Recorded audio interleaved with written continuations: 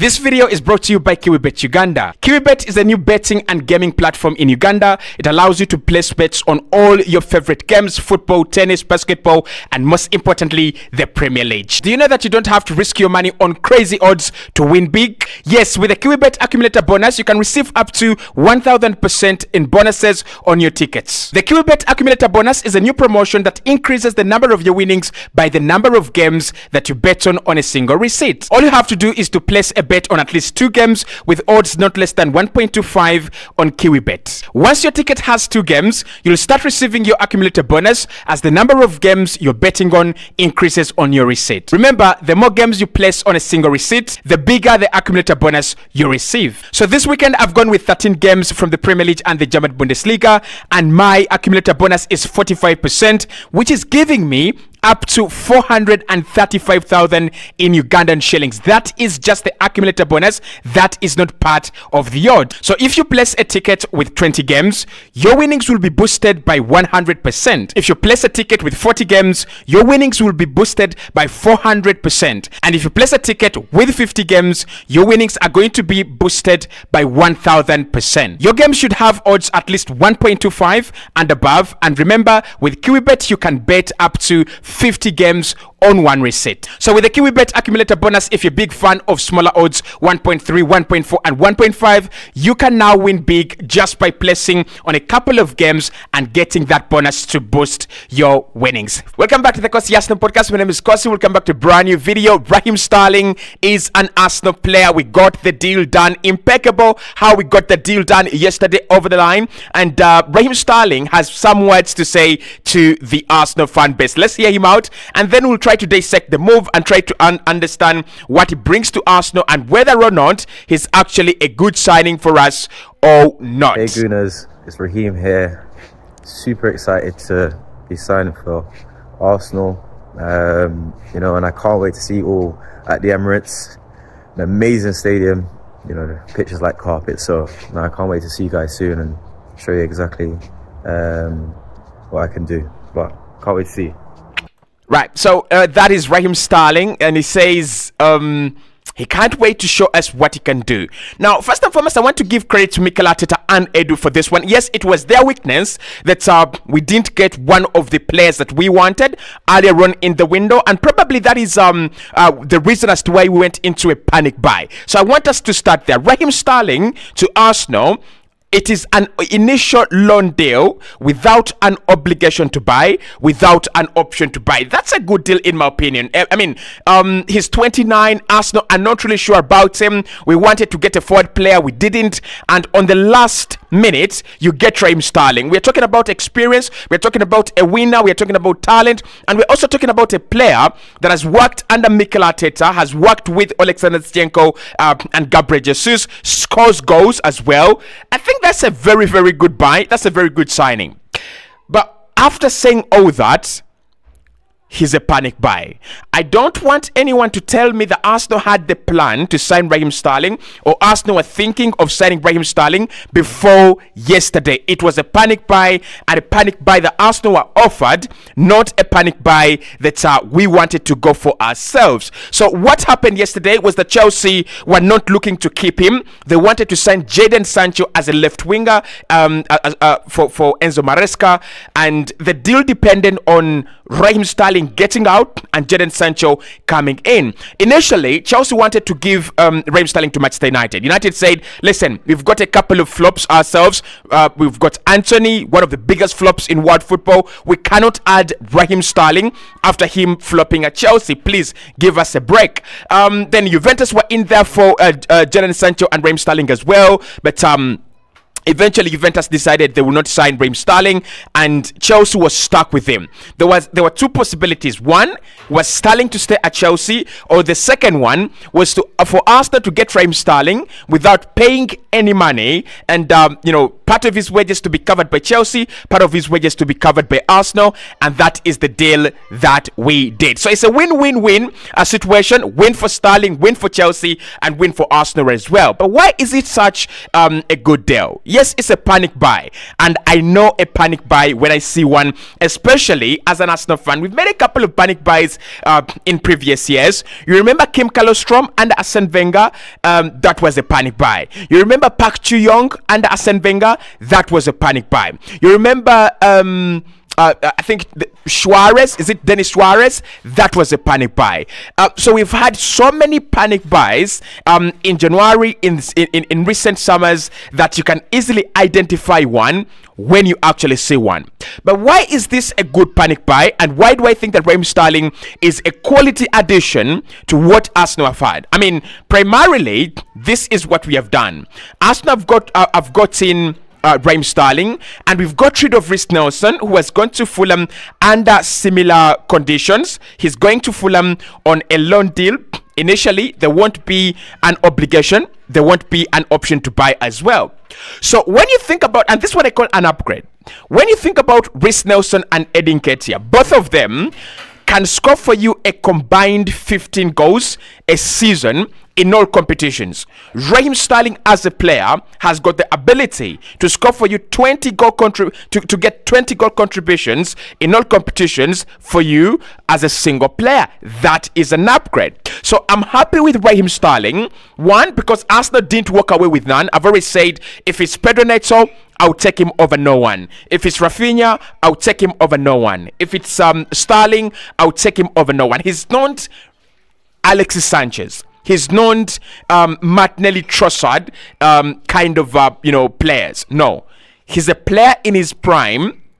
Actually, in the evening of his prime. So he's coming to the later years of his career. But why I think is such a good signing is, one, we have decided to bring in someone other than Nantes. That's a very, very good sign. But what the other good sign is, when a team is playing Arsenal, for example, Brighton, he won't play against Brighton today. But when you're playing against Arsenal and they have Trossard starting, and they have Saka starting, and they have Havertz starting, and on the bench is Martinelli, Sterling, and Gabriel Jesus, that is a real team now. I think in terms of squad depth, Raheem Sterling really gives us a heavier cushion as compared to Reece Nelson. Like, we are playing PSG, Atalanta, and Inter Milan in the Champions League, and you're saying that you have Reece Nelson. Reece Nelson does not start at Girona. Reece Nelson does not start at Shakhtar. Reece Nelson does not start at Inter Milan, PSG, at Atalanta, Sporting. He doesn't start in any of those teams. But with Raheem Sterling, I can tell you, Raheem Sterling, Gabriel Jesus, Gabriel Martinelli, Saka, and probably Kai Havertz is the one that doesn't start in any of those teams as well. But the rest of our attackers can actually have a say. They can say what's up to the players at Chelsea. They can say what's up to the players at PSG, Atalanta, Sporting, and all those teams. So that is what Raheem Sterling brings to Arsenal. A player that actually adds value, a player that actually adds quality, a player that comes in and raises the level a little bit. And the conditions of the deal are also very, very, I think, fathomable, in my opinion. One, Arsenal don't have anything to lose. If he doesn't do well, you don't sign him. If he does well, right, you can get him on a permanent. After all, his contract will have 2 years left, to expire. So for me, it's a good deal. It's a very, very good deal. So what do we get by signing Raheem Sterling? What do we expect from Raheem Sterling? I think that's the big question. What does he bring to this Arsenal side? Yes, he brings depth, he brings quality, but where exactly does he fit in, and what do we get by signing Raheem Sterling? So the first thing you're going to get by signing Raheem Sterling is that experience, it is that pedigree, is a player that understands the Premier League, the Champions League, has worked under Pep Guardiola, has worked under Mikel Arteta. We're talking a player that has played in the Premier League for like 10 years. This guy started out at Liverpool. He was absolutely immense as a young talent. And when City signed him, we all thought, this is not a Pep Guardiola kind of signing. And then we remember the tactics of Pep Guardiola earlier on when he had just come to the Premier League. They were not actually about total control. He played with two very, very direct wingers, very strong wingers. That was Riyad Mahrez, and that that was Raheem Sterling as well. So if you remember that, then it shows you that Raheem Sterling can play for Pep, can also play for Mikel Arteta. So that pedigree that he brings, a player that he's played against almost each and every team in the Premier League. Honestly, he's played against almost each and every team in the Champions League. He's got that pedigree. But for me, again, we cannot ignore the talent that he is. Honestly, we cannot ignore the talent that he is. Now, does it change Arsenal? Does he make us title favorites? Does he make us real title favorites? Not really. I think that will be an overstatement. But the pedigree and the experience is something that Arsenal are going to get, especially with that forward line that has some players playing with their heads down. I'm going to give you a prediction. Raheem Sterling will be starting games for Arsenal ahead of Gabriel Martinelli and ahead of Leandro Trossard. The reason as to why I'm saying this is Trossard is so good coming off the bench, and his impact is immense coming off the bench. Gabriel Martinelli is the starter on the left-hand side. But what doesn't he give Arsenal? He doesn't give us goals. What does Mikel Arteta really want from his starters? Mikel wants goals. Right? He wants goals from his starters. Always goals. So Raheem Sterling, during his time at Man City, he was one of the top performers, one of the top scorers every single season for Man City, averaging at least 10 goals per campaign. So if you're Gabriel Martinelli and you're scoring to score 6 goals a campaign, and they brought a guy that has been scoring 10 goals every single campaign, someone has got to tell Gabriel Martinelli that Arsenal are making him the next Aaron Ramsdale. Martinelli is becoming the next Emil Smith Rowe. Gabriel Martinelli is going to become the next Eddie Nketiah. Mark my words. If this season Martinelli doesn't pick up his form, he's the next Fabio Vieira. He's going to find himself in Portugal on loan, and he'll never come back into this squad. The other thing that Mikel Arteta gets with Raheem Sterling, and I think it's very, very important, a player that he has worked with, a player that might not need a lot of preparation and pre-season at the team. So think about this. You're Mikel Arteta. You brought in Mikel Merino. He's now injured. He's not at the pre-season. He is injured, and that means that, and you've never worked with him. So it means that you're going to have until probably January for him to get the doctrines of what you want as a manager. Ricardo Calafiori is a little bit different. I've seen the way he plays. Like, he's so different from what we're trying to do. But I think by the end of the campaign, he will catch up. So why Raheem Sterling is a very good signing for Mikel Arteta, not for Arsenal in this case, but for Mikel Arteta. Why is such a very good signing for Mikel Arteta is that they've worked together. So they've literally had their pre-season at Manchester City like 5 years ago. Raheem knows what Mikel Arteta wants from his wingers. Hug the touchline. You must invert. You must have that direct pass. Ability to drop into the midfield. Pressing like a monster. Those doctrines were instilled and injected in Raheem Sterling more than 5 years ago, when both of them, Sterling and Mikel, worked under Pep. So this guy doesn't need precision. This guy will not need a heavy precision. He's not going to need, it's not coming from scratch. You're not trying to tell him the doctrines from scratch. Hey, you have to do this. Our wingers run like this. He will tell you, I know what Mikel Arteta wants.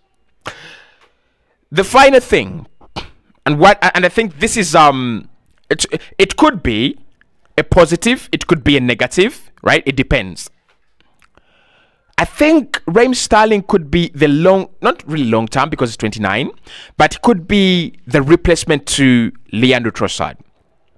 And I think with Trossard, I can see him leave Arsenal in the next 1 year or 2 years. He's Belgian. The thing with English players is that they usually retire in England. I mean, that could be wrong, but that is what we are used to. That's what we think it should be like. So Raheem Sterling can play at Arsenal until 33 or even 34. So we could get him on loan, and we have him on loan, but there's a possibility and there's a big chance that Arsenal might actually keep him for the next like 4-5 years. So he might be the new Leo Trossard, that guy that comes off the bench, brings you that quality experience, is not going to complain a lot about game time, and he's going to be cool. Of course, he's a leader. His winning mentality is something that Arsenal have to work with, and that's something that we actually need desperately. So overall, it's a good signing, right? Overall, it's a good signing. It's not a bad signing overall. The only reason that I don't rate it more than 5 out of 10, we could have done better, right? We could have done better. Arsenal could have got Pedro Neto. We didn't. We could have got Nico Williams. We didn't. We could have got Chiesa. We didn't.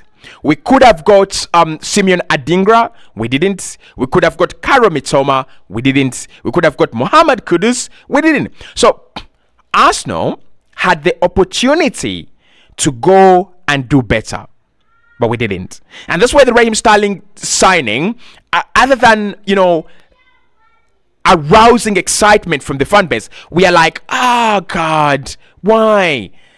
It's because we had our chances to go and do proper, and we didn't do proper. So it's a quick fix. It's a panic buy. He will do well. That's one thing I want to say. Chelsea haters, Manchester United haters, all these guys out there, Raheem Sterling will do well. Okay? He will do well. And I reckon he'll score 10 goals this season, only in the Premier League, 3 in the Champions League, and will assist 2 times in the Champions League and 5 times in the Premier League. I can't wait to have a player like Raheem Sterling, proper left winger, playing in a proper Arsenal side. Guys, we have Raheem Sterling, and you can start composing those songs.